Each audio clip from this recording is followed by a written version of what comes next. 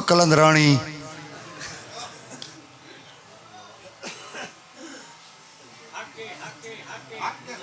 कोई शरीयत इजाजत नहीं देती।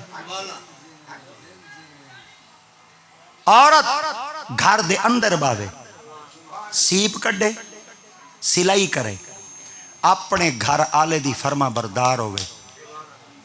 मर्द दू मुरब्बे तुरते वंजे, मसीत च वंजे, नमाज पढ़ावे, बा जमात पढ़ावे, वो सवाब है। एक घर बैठी है, जिस्म दा ख्याल, पर्दे दा ख्याल, वड्डी बात पै दी ताबेदार है। घर बावे जड़ा मर्द को 5 मुरब्बे मील 5 मुरब्बे सफर करते फर्ज नमाज दा सवाब मिलसी, इको 4 दीवारी दे अंदर बैठे सवाब मिलसी, हु को मिलसी जड़ी पै दी फरमा बरदार।